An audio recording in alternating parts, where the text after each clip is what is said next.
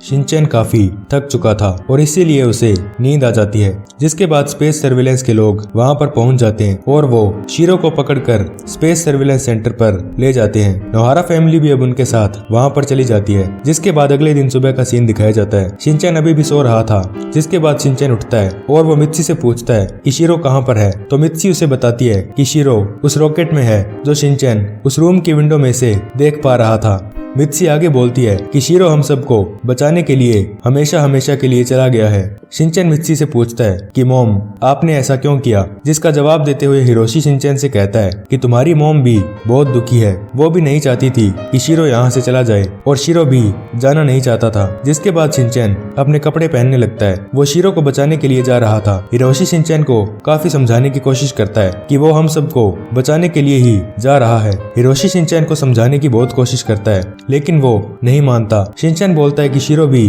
हमारी फैमिली का एक हिस्सा है। शिनचैन के समझाने पर अब मित्सी को समझ आ गया था कि ये सब जो कुछ भी हो रहा था वो सही नहीं था। मित्सी भी अब शीरो को बचाने के लिए तैयार हो जाती है। इस बात पर हिरोशी भी कहता है कि शीरो के बिना हमारी फैमिली अधूरी रह जाएगी, हमें शीरो को जाने नहीं देना चाहिए। नोहारा फैमिली अब शीरो को बचाने के लिए तैयार थी। शीरो को डॉग फूड खाने के लिए दिया गया था, लेकिन वो उसे नहीं खा रहा था क्योंकि वो काफी परेशान था। कैप्टन शिगुरे अपनी सीट पर जाकर बैठ जाते हैं, जहाँ से वो शीरो के रॉकेट को लॉन्च होते हुए देखने वाले थे। जिसके बाद हम नोहारा फैमिली को देखते हैं, जो कि डॉक्टर के कपड़े पहनकर शीरो के रॉकेट की तरफ जा रहे थे। वहाँ जाते वक्त उन्हें स्पेस सर्विलेंस के कुछ लोग मिलते हैं। नोहारा फैमिली झूठ बोलते हुए उन्हें कहती है कि हम एक आखिरी बार उस डॉग का हेल्थ चेकअप करने के लिए जा रहे हैं, क्या आप हमें बता सकते हैं कि वो डॉग कहाँ पर है। वो लोग नोहारा फैमिली को शीरो तक पहुँचने का रास्ता बता देते हैं, लेकिन अचानक वो लोग हिमावारी को देख लेते हैं, जिसको मित्सी ने इतनी देर से छिपा रखा था। वो लोग समझ जाते हैं कि ये लोग बाहर से अंदर घुस गए हैं, इसीलिए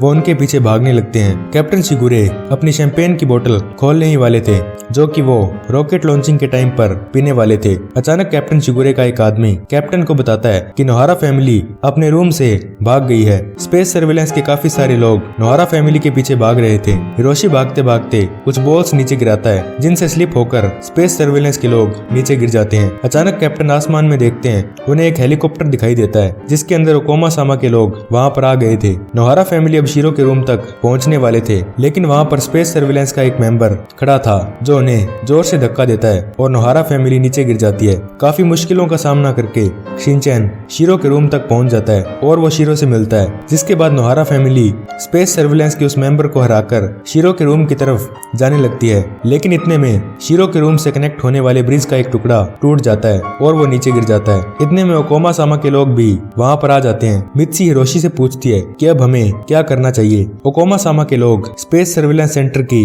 रूफ से अंदर आ रहे थे। इसे देखकर हिरोशी कहता है कि हमें उस कैप्टन को बोलना होगा कि वो स्पेस सर्विलेंस सेंटर को ऊपर से बंद करे। कैप्टन शिगुरे अपनी टीम से कहते हैं कि हमें अपना प्लान चेंज नहीं करना है, हमें जल्दी से जल्दी इस प्लान को एग्जीक्यूट करना होगा, जैसा कि हमने सोचा था। जिसके बाद ओकोमा सामा और स्पेस सर्विलेंस के लोगों के बीच फाइट शुरू होती है। दूसरी तरफ हम देखते हैं कि नोहारा फैमिली अभी भी शीरो के रूम तक पहुंचने की कोशिश कर रही थी। इतने में ओकोमा सामा रॉकेट के डोर के पास आ जाती है और वो शिनचैन के साथ बातें करने लगती है। शिनचैन की बातों से ओकोमा सामा काफी परेशान हो रही थी। जिसके बाद वही दो अजीब से दिखने वाले लोग, जो कि ओकोमा सामा के मेंबर्स थे, वो वहां पर आ जाते हैं और वो स्पेस सर्विलेंस सेंटर को पूरी तरह से डिस्ट्रॉय करना शुरू कर देते हैं। इसके बाद स्पेस सर्विलेंस सेंटर की लाइट चली जाती है। कैप्टन शिगुरे बोलते हैं कि कंट्रोल रूम को पूरी तरह से डिस्ट्रॉय कर दिया गया है, लेकिन फिर भी हमें कुछ भी करके इस प्लान को एग्जीक्यूट करना होगा। जिसके बाद कैप्टन शिगुरे एक बुक जैसा दिखने वाला कोई गैजेट उठाते हैं, जिसके अंदर एक डिवाइस लगा हुआ था, और उस डिवाइस की मदद से वो स्पेस सर्विलेंस सेंटर को फिर से ठीक कर देते हैं। दूसरी तरफ ओकोमा सामा शीरो को लेने ही वाली थी, लेकिन शिनचैन उसको रोक देता है। वो कहता है कि मैं शीरो को तुम्हें नहीं ले जाने दूंगा। ओकोमा सामा कहती है कि मुझे इस डॉग से कोई मतलब नहीं है, मुझे सिर्फ इसके पीछे लगा हुआ गैजेट चाहिए। ओकोमा सामा शीरो को लेने की काफी कोशिश करती है, लेकिन वो शिनचैन से उसे नहीं ले पाती। शीरो को वहाँ पर बांध दिया गया था, इसलिए शीरो वहाँ से बाहर नहीं जा सकता था। कैप्टन शिगुरे ओकोमा सामा शिनचैन और शीरो को उसी रॉकेट के अंदर बंद कर देते हैं। कैप्टन शिगुरे बोलते हैं कि तुम दोनों भी शीरो के साथ ही चले जाओ, जिसके बाद कैप्टन अपने उस डिवाइस में से रॉकेट का दरवाजा बंद कर देते हैं। ओकोमा सामा शिनचैन और शीरो अब लड़ते लड़ते काफी थक गए थे। वो तीनों अब बैठ जाते हैं। शिनचैन गलती से शीरो के पीछे लगे हुए बॉम्ब पर बैठ जाता है, जिसके बाद उस बॉम्ब में से कुछ आवाजें आने लगती है और वो बॉम्ब बड़ा होने लगता है। ओकोमा सामा उस बॉम्ब को देखकर काफी डर जाती है, जिसके बाद वह बॉम्ब शीरो के पीछे से निकलकर नीचे गिर जाता है, जिसके बाद शिनचैन और शीरो काफी खुश हो जाते हैं। जिसके बाद ओकोमा सामा उस बॉम्ब को ले लेती है और वो काफी खुश हो जाती है, लेकिन फिर उसका ध्यान उस रॉकेट के दरवाजे पे जाता है जो कि कैप्टन शिगुरे ने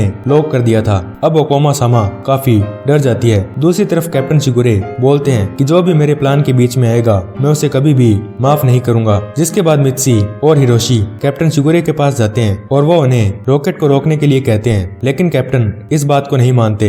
हिरोशी कैप्टन शिगुरे के पास में लगी एक स्क्रीन में देखता है कि शीरो के पीछे लगा हुआ बॉम्ब अब हट गया था। हिरोशी कैप्टन को कहता है कि अब वो बॉम्ब शीरो के पीछे से हट गया है, अब आप शीरो और शिनचैन को रॉकेट से बाहर निकाल दीजिए। जिस पर कैप्टन शिगुरे कहते हैं कि मैं अपने प्लान को कभी भी चेंज नहीं करूंगा। जिसके बाद कैप्टन शिगुरे अपनी शैंपेन को एक ग्लास में डालते हैं। मित्सी कैप्टन शिगुरे को कहती है कि अगर तुम जल्दी से उस रॉकेट को नहीं खोलोगे तो शिनचैन अंदर ही रह जाएगा। कैप्टन शिगुरे हिरोशी को कहते हैं कि अगर तुम अपनी जिंदगी को बिना प्लान के जियोगे तो तुम एक कमजोर इंसान बनकर रह जाओगे, और अब इसीलिए मैं अपने इस प्लान को और ज्यादा डिस्टर्ब नहीं करना चाहता। कैप्टन आगे बोलते हैं कि मैंने जिस टाइम को डिसाइड किया था मैं उसी टाइम पर इस रॉकेट को लॉन्च करूंगा। जिस पर मित्सी कहती है कि इसमें शिनचैन का क्या होगा। कैप्टन बोलते हैं कि मेरा इतना ही काम था कि मैं उस बॉम्ब को रॉकेट के अंदर डालकर ठीक 12 बजे रॉकेट को लॉन्च करूं, और मैं यही करने वाला हूं। जिस पर हिरोशी कहता है कि मुझे पता है कि आप एक बहुत ही इगोइस्टिक पर्सन हो और आपकी सभी बातें सही है, लेकिन प्लीज हमारी शिनचैन को